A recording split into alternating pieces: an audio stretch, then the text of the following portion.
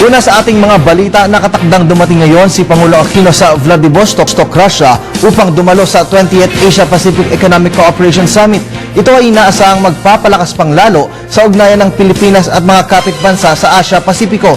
Kaugnay nito, dumating na sa Russia ang iba pang leader ng APEC para sa pagsisimula bukas ng summit. Si Rocky Ignacio nag-uulat mula sa Vladivostok, Russia. Nakatakdang dumating mamaya alas 6 ng gabi oras sa Pilipinas o alas 9 ng gabi oras sa Vladivostok, Russia si Pangulo Aquino para dumalo sa 28th APEC Leader Summit.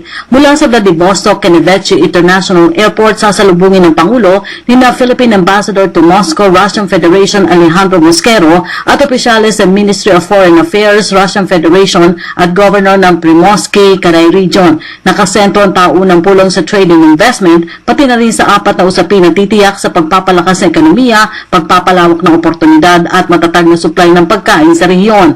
Ayon kay Foreign Affairs Undersecretary Laura De Rosario, mas nais si Pangulong Aquino na tutukan ng Pilipinas ang usapin sa food security. I think our president is very much interested in food security. Yeah.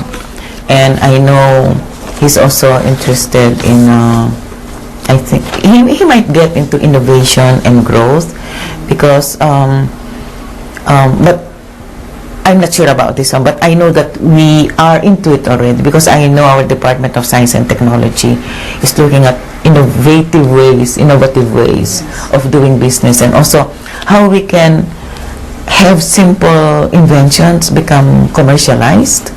This is what we call innovation and growth, because if an invention is commercialized, then it's one way of producing money also, especially if it goes into production.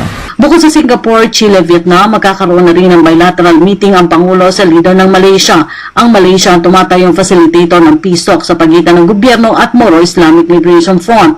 Nagsimula na rin magsidatingan ang iba pang head of state sa Vladivostok, kabilang na ang leader ng China at Taipei. Si Russian President Vladimir Putin nagsimula na rin ng surprise visit sa International Media Center kagabi. Samantala, nagkasundo na ang mga trade ministers ng APEC member economies na limitahan ng protectionist policies sa food exports. Ayon kay Russian Economic Development Minister Audrey Belezov, layunin nito mapatatag ang food security dahil na rin sa posibleng epekto sa supply bunsod ng umiira na tagtuyot sa Estados Unidos. Kasunod nito, nagkasundo na rin ang APEC foreign ministers na gawing simple ang procedure sa pagpapaabot ng humanitarian aid sa lahat ng member economies.